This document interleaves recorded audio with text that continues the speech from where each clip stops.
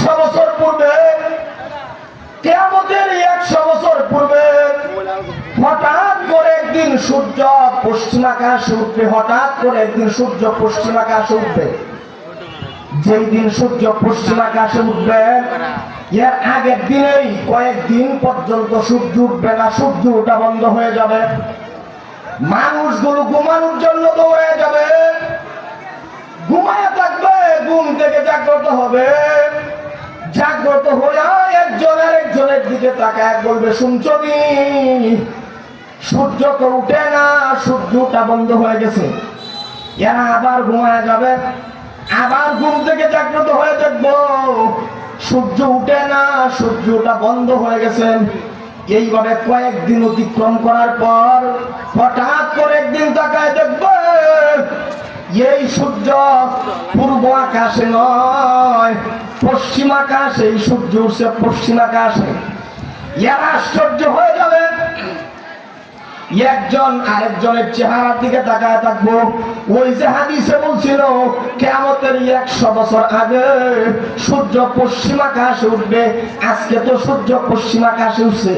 সূর্য আবার কেমনে পশ্চিম আকাশে উঠবো? পশ্চিম আকাশে সূর্য ওইটা দুপুর বেলায় মাঝ আকাশে সূর্য আসবে, আবার মাঝ আকাশে সূর্য আসিয়া আবার পশ্চিম আকাশে ডুববে। এরপরে 100 বছর পর্যন্ত সূর্য পূর্ব আকাশে উঠবে, পশ্চিম আকাশে ডুববে। 100 বছর পর্যন্ত কোন মানুষের তওবা আল্লাহ কবুল করবেন না। ওই পশ্চিম আকাশে সূর্য ওঠার আগেই মহান আল্লাহ তওবার দরজা বন্ধ করে দিবেন। সুবহানাল্লাহ। মুসলমান ইমানদার ভাইরা আমার, আল্লাহ পাক রব্বুল আলামিন বলেন, বান্দা তোমার গুনার যত বোঝা যত বড়ই হয়, গুনাহ যদি তোমার পাহাড় পরিমাণ হয়, আমি আল্লাহর দয়া তো হবে আসমান বরাবর।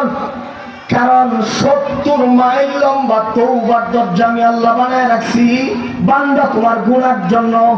আমার বান্দা বান্দি যখন গুনাহ করে আমি আল্লাহর দরবারে দোয়া করবে, সাথে সাথে আমি আমার বান্দা বান্দির গুনাহ মাফ করে দিব। সুবহানাল্লাহ। আল্লাহ পাকের তওবার দরজা কত বড়, মহান আল্লাহ পাক রব্বুল আলামিনের তওবার দরজা কত বড়। আল্লাহ পাক রব্বুল আলামিন বান্দার তওবা কত বড় হইলো মাফ করে দেন। হুজুর আকরাম সাল্লাল্লাহু আলাইহি ওয়াসাল্লামের কাছে একজন সাহাবী আসলেন। আমি যে আয়াতে কারিমা তিলাওয়াত করেছি এখন বুঝবেন আয়াতের শানে নুজুল। পয়গম্বরের কাছে একজন সাহাবী এসে জিজ্ঞাসা করছেন, ইয়া রাসূলুল্লাহ, আমি এমন একটা গুনাহ করেছি সেই গুনাহকে আমার মন সাক্ষী দেয় আল্লাহ আমার এই গুনাহ মাফ করবেন না। আল্লাহর পয়গম্বর জিজ্ঞাসা করছেন, সাহাবীরে তুমি কি গুনাহ করেছো সেই গুনাহ মহান আল্লাহ মাফ করবেন না? সাহাবী ডাক দিয়া কয়, ইয়া রাসূলুল্লাহ, ইয়া হাবিবাল্লাহ, যেই গুনাহ আমি করেছি পৃথিবীর কোন মানুষ সেই গুনাহ করতে পারে না। আল্লাহর পয়গম্বর বলেন, রে সাহাবী কি গুনাহ তুমি করেছো? এই সাহাবীর নাম হচ্ছে দাহিয়াতুল কলবি রাদিয়াল্লাহু তাআলা আনহু। আল্লাহর পয়গম্বর বলেন, দাহিয়া কি গুনাহ তুমি করেছো যেই গুনাহ মহান আল্লাহ ক্ষমা করবেন না? দাহিয়াতুল কলবি বলেন, আল্লাহর পয়গম্বর এমন একটা সময়ে মহান আল্লাহ আমারে পাঠাইছেন, এমন একটা জাহিলিয়াতের যুগ, সেই যুগে মেয়ে সন্তানের বাবা হওয়া খুব কঠিন ব্যাপার। আমার বুদ্ধে যেই সমস্ত মেয়ে সন্তান যাদের হয়, আপন হাতে নিজের সন্তানকে হত্যা করে ফেলতাম। আমার নিজের ঔরসজাত সন্তান একাধিক সন্তানকে আমি নিজ হাতে হত্যা করলাম, কিন্তু শেষ পর্যায়ে একটা মেয়েকে যখন আমি হত্যা করেছি, ওই মেয়ের কথা আমি আর বলতে পারি না। আল্লাহর পয়গম্বর বলেন, দাহিয়াতুল কলবি রে কি করেছো আমার বিস্তারিত জানায় দাও। দাহিয়াতুল কলবি বলেন, ইয়া রাসূলুল্লাহ, অধিক সন্তান কন্যা সন্তান হয়েছে আর আমি নিজ হাতে হত্যা করলাম। কিন্তু কোন এক পর্যায়ে আমার বিবি যখন গর্ভবতী, আমার বিবির পেটে আমার সন্তান, আমি এক জায়গায় সফরে চলে গেলাম। আমার বিবিকে জানা গেলাম, বিবি হে, যদি মেয়ে সন্তান হয় নগদ গলা টিপ দিয়ে হত্যা করে ফেলবাম, আর যদি ছেলে সন্তান হয় তাহলে রাইখা দিবা। ইয়া রাসূলুল্লাহ, এক এক করে 7 বছর অতিক্রম করার পরে আমি যখন সফর থেকে বাড়িতে আসলাম, আয়েশা লক্ষ্য করে দেখি আমার ঘরের দরজায় পূর্ণিমার চাঁদের মতো সুন্দর একটা কন্যা সন্তান দাঁড়ায় আছে। সুবহানাল্লাহ বলবেন। আল্লাহর পয়গম্বর বলেন, যার 3টা কন্যা সন্তান আছে তার জন্য 3টা জান্নাত। তাহলে কন্যা সন্তানের পিতা হওয়া ভাগ্যবানের দরকার। দাহিয়াতুল কলবি বলেন, আমি লক্ষ্য করে দেখি পূর্ণিমার চাঁদের মতো সুন্দর একটা কন্যা সন্তান। আমি আশ্চর্য হয়ে বিবিরা জিজ্ঞাসা করলাম, রে বিবি, আমরা যেই সমাজে, এই সমাজে তো কন্যা সন্তানের পিতা হওয়া যায় না, এই সন্তান কার? ইয়া রাসূলুল্লাহ, তখন আমার বিবি আমার দিকে তাকায় চোখের পানি জড়ে জিজ্ঞাসা করছে, স্বামী হে, এই সন্তান আর কেউ না, এই সন্তান আপনারই। আমি আশ্চর্য হয়ে গেলাম, রে বিবি, কোন কারণে সন্তানরা তুমি বাঁচায় রাখছো? আমার বিবি তখন আমারে জিজ্ঞাসা করেন, স্বামী হে, এই কন্যা সন্তানকে আমি হত্যা করে ফেলতাম, কিন্তু সে যখন দুনিয়াতে আসছে লক্ষ্য করে দেখি তার চেহারা আপনার চেহারার মধ্যে একটা মিল আছে। তার চোখগুলি যেমন আপনার চোখগুলি তেমন, তার নাকের কাটিং যেমন আপনার নাকও তেমন, তার মুখ যেরকম আপনার মুখও তেরকম। এই জন্য আমি তাকে হত্যা করতে পারি নাই, তার আমি বাঁচায় রাখছি। দাহিয়াতুল কলবি বলেন, ইয়া রাসূলুল্লাহ, আমার মনে একটা মায়া পয়দা হয়ে গেছে। আমি সিদ্ধান্ত করে বলেছি, সমাজের লোক যা কিছু বলো, এই সন্তানকে আমি আর হত্যা করবো না।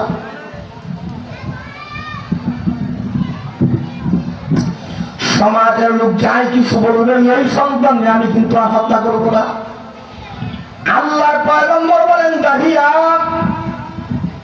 এরপরে তুমি তোমার কন্যার সাথে কি রকম ব্যবহার করেছ? দাহিয়াতুল কলবি বলেন, ইয়া রাসূলুল্লাহ, আমি আমার কন্যা সন্তানকে বাড়িতে রেখে যখন বাজারের দিকে রওনা করলাম, এমনিতেই শয়তান আমার পিছন দিক দিয়ে আমার বারবার ধোঁকা দেয়। এ দাহিয়াতুল কলবি, তোর কি লজ্জা লাগে না? তুই কন্যা সন্তানের বাপ হইছস, তোর কি লজ্জা লাগে না? তুই কন্যা সন্তানের পিতা হইছস। ইয়া রাসূলুল্লাহ, আমি আশ্চর্য হয়ে গেলাম। শয়তানের ধোঁকায় পড়ে আবার আমি নিয়ত পাল্টায় ফেললাম, এই সন্তানকে আমি হত্যা করে ফেলবো। আমার দিল পাল্টে গেছে। আমি দৌড়ায় বাড়িতে গেলাম, বিবিকে জিজ্ঞাসা করলাম, রে বিবি, দে আমার কলিজার টুকরা মেয়েটারে আমার কাছে দে। আজকে আমি আমার মেয়েটারে নিয়ে তার নানার বাড়িতে বেড়ানোর জন্য যাব। বিবি তো খুব আশ্চর্য হলেন, স্বামী হে, কোনদিন তো আপনি আমার বাপের বাড়ি যান না, আজকে বুঝে আপনি আমার বাপের বাড়িতে যাবেন। বিবি খুব খুশি হইয়া আপন মেয়েটারে সাজায় গুজায় পাঠায় দিলেন। মেয়েটা বাবার আঙুলের ধরে ধরে যাইতেছে, কিন্তু দাহিয়াতুল কলবির উদ্দেশ্য হচ্ছে হত্যা করে ফেলবো। দাহিয়াতুল কলবি মেয়েটারে নিয়ে যেই মুহূর্তে পাহাড়ের দিকে যায়, মেয়েটা একটা চিৎকার দিয়ে বলছেন, আব্বা, এই দিক দিয়ে তো আমার নানার বাড়ি না, আমার নানার বাড়ি তো অন্য দিক দিয়ে। দাহিয়াতুল কলবি বলেন, ওগো আল্লাহর পয়গম্বর, ইয়ার বড় মায়া আমার দিলে লাগে নাই। আমার মেয়েটারে নিয়ে আমি পাহাড়ের চূড়ায় উঠলাম, আমার মেয়েটারে দাঁড় করায়া বিশাল একটা গর্ত করা শুরু করে দিলাম। আমি যখন গর্ত করতেছি আমার মেয়েটা তার জামা দিয়ে আমার শরীরের গামগুলো মুছাবে আর বলেন আব্বা কেন আপনি এত বিশাল গর্ত করেন বাবা? আমি যদি ছেলে হইতাম আপনার কাজে আমি সাহায্য করতাম, কিন্তু আমি তো ছোট মানুষ। দাইয়াতুল কলবি বলেন পয়গম্বর কেমন পাশান হৃদয় আমার, এরপর মায়া দয়া আমার অন্তরে নাই। যেই মুহূর্তে গর্তটা বিশাল গভীর হয়ে গেছে আমি আমার সন্তানটারে ডাক দিয়া বললাম এদিকে আইরে মা। আমার কলিজার টুকরা মেয়েটা গর্তের কিনারায় বৈশা দাঁড়ায় আছেন। আমি জিজ্ঞাসা করলাম রে মা তাকায় দেখ রে গর্তটা কেমন গভীর হয়েছে। ইয়া রাসূলুল্লাহ আমার মেয়েটা যেই মুহূর্তে গর্তের চেহারার দিকে তাকাইছে, তাকায় আমার দিকে তাকায় বলছে আব্বা গর্ত তো অনেক গভীর, কিন্তু কি করার জন্য? এমনিতেই তো পয়গম্বর আমার নিজ হাতে ধাক্কা দিয়ে আমার কলিজার টুকরা মেয়েটাকে গর্তে বলাই দিলাম। আমার মেয়েটা গর্তে পড়ে একটা চিৎকার মারছে, চিৎকার দিয়ে বলছে মিথ্যা কথা বইলে আমার আম্মার কাছ থেকে আমার আনছেন। আমার আম্মা 7 বছর পর্যন্ত চুল পরিমাণ কষ্ট আমার দেন নাই। আমার আম্মা যদি শুনতে পায় আমার আপনি হত্যা করে ফেলছেন, আমার আম্মাও বেঁচে থাকতে পারবে না। আল্লাহর পয়গম্বরের চোখের বাড়ি রাখতে পারেন না। দাহিয়াতুল কলবি বলেন ইয়া রাসূলুল্লাহ একটা আওয়াজের কারণে আজ 1 মাস পর্যন্ত আমি ঘুমাইতে পারি না। পয়গম্বর বলেন কিসের আওয়াজ? কয় মেয়েটা আমার যেই মুহূর্তে বিশাল একটা পাথর নিয়ে আমার মেয়েটার উপর নিক্ষেপ করব, এমন সময় আমার কলিজার টুকরা মেয়েটা গর্তের কিনারা থেকে নিচ থেকে একটা চিৎকার দিয়া বলছিলেন আব্বা আমার আপনি মায়ের না বাবা, কোনদিন আপনার আমি আব্বা বলে স্বীকার করবো না। এর বড় মায়া আমার দিলে লাগে নাই। বিশাল একটা পাথর নিক্ষেপ করলাম আমার মেয়েটার শরীরে। আমার মেয়েটার মাথা চৌচির হয়ে গেছে, দুনিয়া থেকে বিদায় হয়ে গেছে। আল্লাহর পয়গম্বর সাথে সাথে দাহিয়াতুল কলবির দিক থেকে চেহারা ঘুরায় ফেলছে। দাহিয়াতুল কলবি বলেন আল্লাহর পয়গম্বর বলেন দাহিয়া না তোর এই গুনাহ মনে হয় আল্লাহ ক্ষমা করবেন না, আমি তোর চেহারার দিকে তাকাইতে পারবো না, তুই কত বড় পাপিষ্ঠ।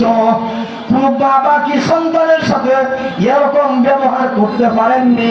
কারণ মা বাবার কাছে তার সন্তান যত খারাপই হোক বাবার কাছে কিন্তু খুব ভালো, আর মা বাবার দোয়া যারা পাইছেন তারাও কিন্তু খুব ভালো। ছোট্ট একটা কথা ফাঁক দিয়ে শুনে ফেলেন। সুলাইমান আলাইহিস সালাম সফরে যাওয়ার পথে একটা সাগরের কিনারা দাঁড়ায়া জিন্নাতরে বলছিলেন এই সাগরে একটা ডুব দাও। কেন? দাও।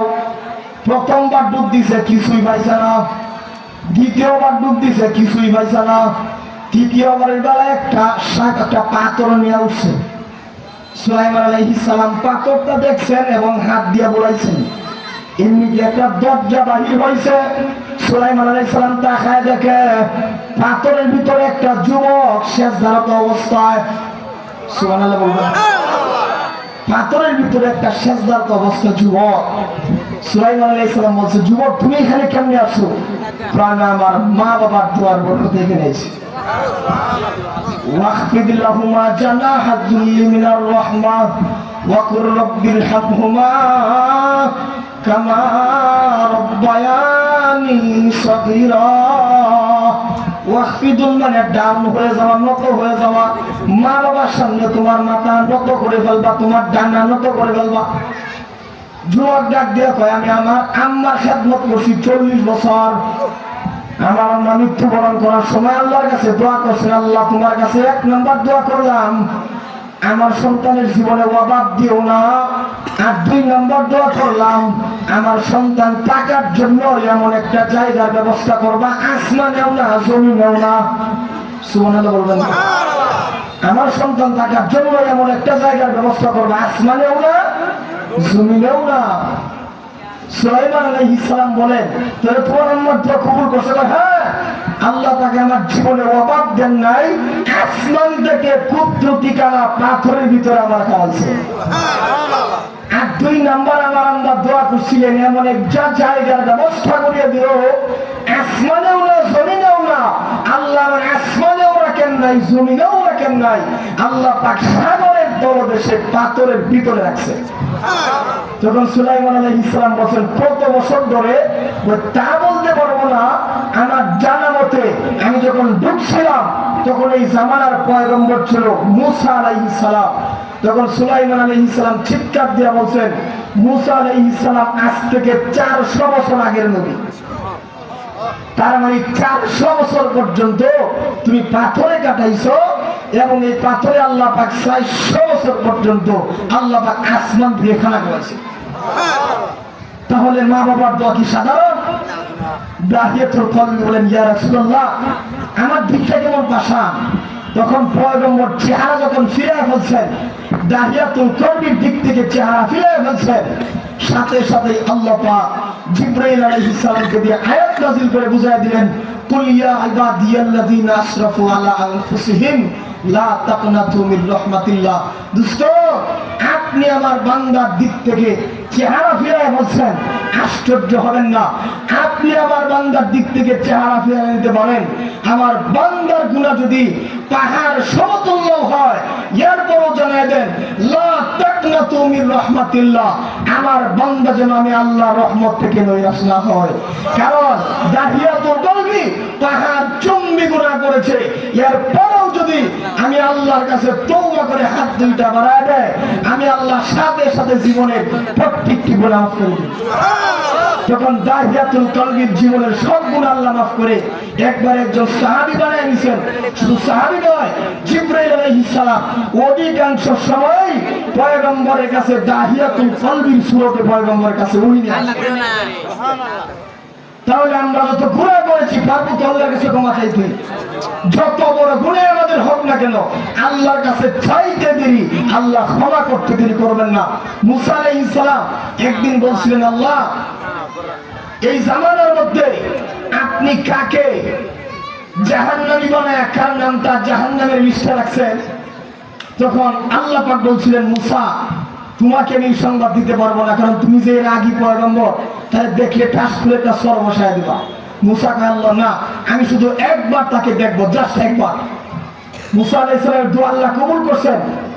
মুসা আলাইহিস সালামকে আল্লাহ শিখিয়ে দিয়েছেন, তুর পাহাড়ের নিচে যাইবা, যে সকালবেলা সর্বপ্রথম তোমার সামনে যে লোকটা আসবে সেই জাহান্নামী, তার নামটা আমি আল্লাহ জাহান্নামের লিস্টে উঠায় দিয়েছি। মুসা আলাইহিস সালাম সকালবেলা গিয়া দেখছেন এই লোকটা, একটা লোক আসছে। মুসা আলাইহিস সালাম তার দিকে তাকায় খুব আশ্চর্য হইলেন, এই লোকটাই আল্লাহ জাহান্নামী বানাইছেন, এই লোকটা জাহান্নামী। মুসা আলাইহিস সালাম চলে গেলেন, আমার আল্লাহর কাছে হাত উঠে বলছেন, আল্লাহ তোমার কাছে আরেকটা দোয়া করেছে, কি এই জামানার মধ্যে কারে তুমি জান্নাতি বানায়া কার নামটা জান্নাতের লিস্টে উঠাইছো, তারও একবার দেখতে চাই। সুবহানাল্লাহ বলবেন না? আল্লাহ পাক বলছে, মুসা জান্নাতি লোকটা যদি দেখতে চাও, আমার আগামীকালকে আগের টাইমে সকালবেলা তুর পাহাড়ের নিচে যাইবা, ফার্স্ট যারে দেখবা তাকে আমি জান্নাতি বানায় জান্নাতের লিস্টে উঠাই নিছি। মুসা আলাইহিস সালামের পরের দিন গেলেন, এর পরের দিন গিয়া তাকায় দেখছে ফার্স্ট যে লোকটা আসছে জাহান্নামী, যে লোকটা ছিল আবার এই লোকটাই একই লোক। মুসা আলাইহিস সালাম আশ্চর্য হলেন, ব্যাপার কি? গতকালকে আল্লাহ পাক দেখাইছেন এই লোকটা জাহান্নামী, তার নামটা জাহান্নামের লিস্টে, আবার আজকে আল্লাহ পাক বলতেছেন এই লোকটা জান্নাতি, তার নামটা জান্নাতের লিস্টে। মুসা আলাইহিস সালাম আল্লাহর কাছে দোয়া করছেন, আল্লাহ আল্লাহ আমি বুঝতে পারি না একই লোক জান্নাতি আর জাহান্নামী হয় কেমনে। আল্লাহ পাক তখন বুঝাইছেন, মুসা তুমি তো আমি আল্লাহ খবর রাখো না, আমি আল্লাহ কেমন দয়াবান। তোমার কাছে যখন তুমি তাকে একবার দেখছো এই লোকটা জাহান্নামী, একবার দেখার পরে তুমি যাওয়ার পরে আমার বান্দা একবার তওবা করছে আমি আল্লাহর কাছে, আমি আল্লাহ তার জীবনের প্রত্যেকটি গুনাহ মাফ করে জান্নাতি আমার বানাবো। বান্দা তুমি যদি একবার তওবা করতে পারো খালেস নিয়তে আল্লাহ তোমার জিন্দেগি সব গুনাহ মাফ করে দিবেন।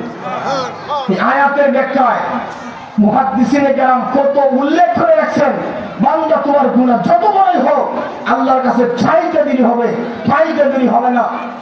ইয়ামানের একজন বুজুর্গ এই আয়াত পড়ার পরে সে এমনভাবে নিজেকে ইসলাহি করে নিয়েছেন, সে মৃত্যুবরণ করার পূর্বে তার বিবিকে ওসিয়ত করেছিলেন, বিবি হে, আমার মৃত্যুর পরে আমি যদি মৃত্যুবরণ করে ফেলি তাহলে একটা কাজ করবা, আমার জানাজার নামাজ পড়াবে একজন বৃদ্ধ মানুষ দিয়া, আর ইমাম সাহেবের কাছে যাইবা। রাতের শেষ ভাগে যখন এই লোক মারা গেছে তখন ইমাম সাহেবের কাছে তার বিবি গেছে, যাওয়ার পরে ইমাম সাহেব ঠান্ডা রাত্রে আসে নেই, তখন সকালবেলা আল্লাহ পাক কুদরতি ভাবে আল্লামা জুনায়েদ বাগদাদি একজন বুজুর্গকে পাঠাইছেন।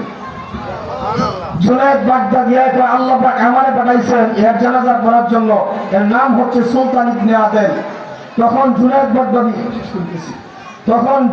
বাগদাদি জানাজার নামাজ যখন কমপ্লিট করবেন এমনিতে দেখায় দেখে আরেকজন বুজুর্গ আছে সাদা পাগড়ি পরে 12 জন সদস্য নিয়ে, সুবহানাল্লাহ বলে।